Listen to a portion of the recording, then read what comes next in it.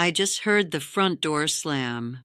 I heard the unmistakable thud of muddy sneakers hitting the hardwood floor and a small, breathless voice yelling, "Mom, I'm home." For a split second, my heart skipped a beat. I actually turned around, a smile forming on my face, ready to ask if he'd finished his lunch, but the hallway was cold. The sunlight was just hitting the empty coat rack. There was no boy. There were no muddy shoes. It's been 42 years since those sneakers touched this floor. I'm Dorothy, I'm 85, and I live in a house full of ghosts. Not the kind that haunt you in movies, but the kind that haunt you with what-ifs. If your house is loud right now, if there is juice spilled on your white rug and toys tripping you up, stop. Don't clean it yet. Listen to me. You are living in a miracle, and you're treating it like a chore. I'm here to tell you what happens when that beautiful, annoying noise finally stops forever.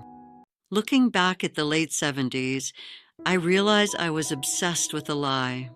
In America, we are taught that a clean house is a sign of a successful life.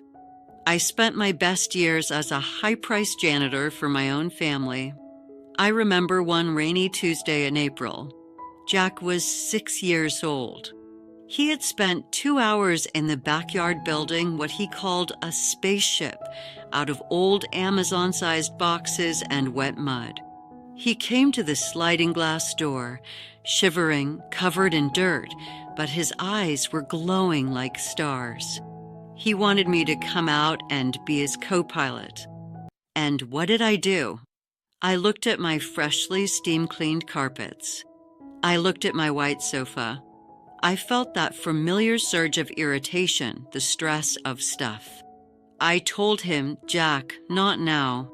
Look at the mess you're making. I just cleaned this floor. Go wash up and play quietly in your room. Maybe we can look at it later." Later. That is the most dangerous word in the English language. We treat later like a savings account where we deposit all our joy, thinking we'll withdraw it when we're 65. We work 60 hours a week at jobs that don't know our middle names, paying off mortgages for 4-bedroom houses in the suburbs that we only use to sleep in. We sacrifice the now for a later that isn't promised to anyone. I spent my youth maintaining a museum for my future loneliness. I was so busy protecting the upholstery that I forgot to cherish the soul of the home. Every time I told Jack to quiet because I was on a conference call, I was bricking up the door to his heart. I thought I was being a provider. I didn't realize I was just providing a very expensive, very quiet cage. The real tragedy of my life isn't that Jack grew up and moved away. That's the American way, isn't it? We raise them to be independent, to be winners.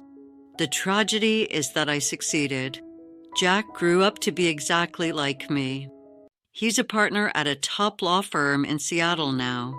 He has the Tesla, the glass-walled office, the 6-figure bonus. He's the embodiment of everything I thought I wanted for him. But when I call him once a week, I don't hear my son. I hear a man who is suffocating under the same busyness that once blinded me. I hear the tension in his voice. I hear his own kids in the background, begging for his attention, and then I hear those haunting words come out of his mouth, the exact same ones I used, "Quiet, kids.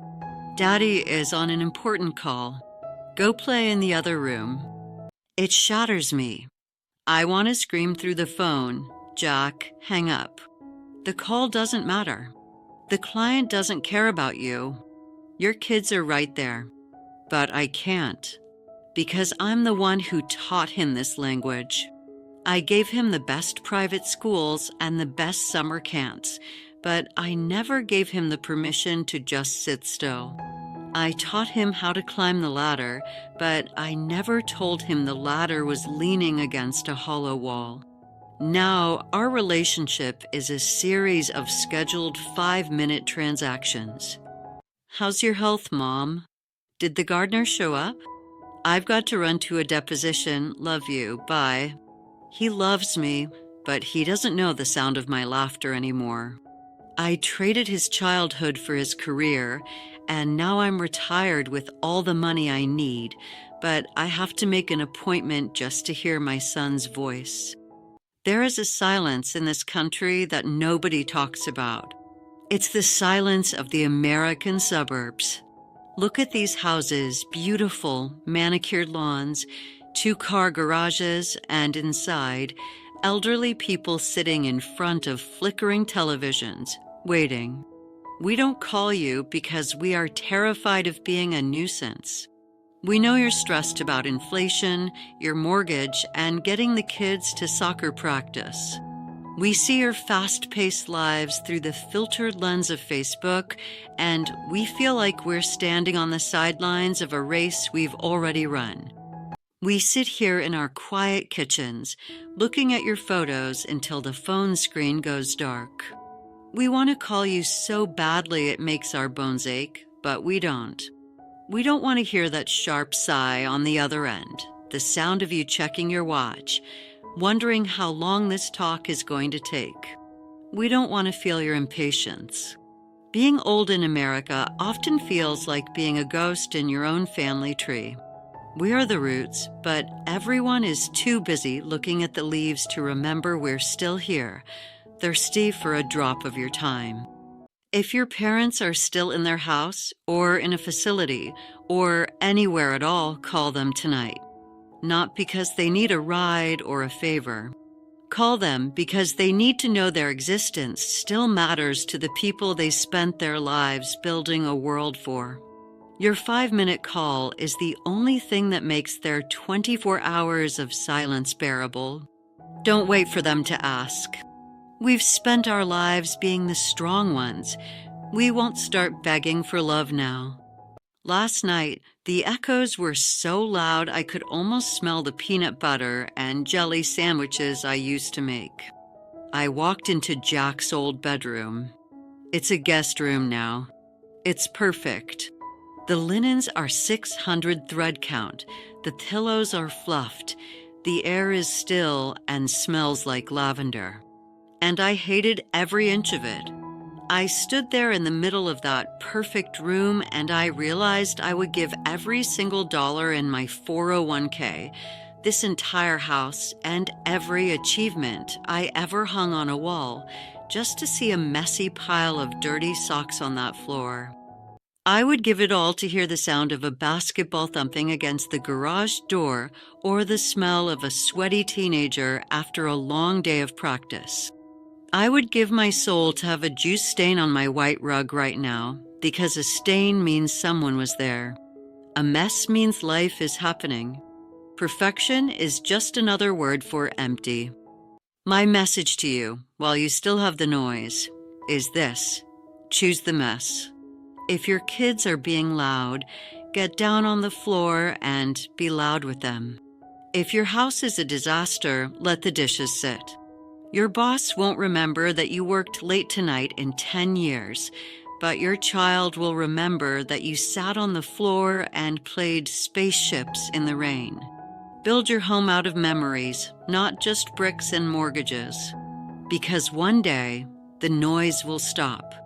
The door will slam for the last time, and you will realize that the noise wasn't a distraction. It was the music of your life. If you can hear the noise in your house right now, go hug it. If you're miles away from that noise, pick up the phone and call the person who used to make it for you. Life isn't about the things we accumulate. It's about the hearts we don't let grow cold. If you're making a choice to be truly present from this moment on, type "I choose the noise" in the comments. Let's start a movement of parents who value connection over perfection. Subscribe to All You Still Can for more reminders of what actually matters in this short, beautiful life. Because later is a lie. It has always been now.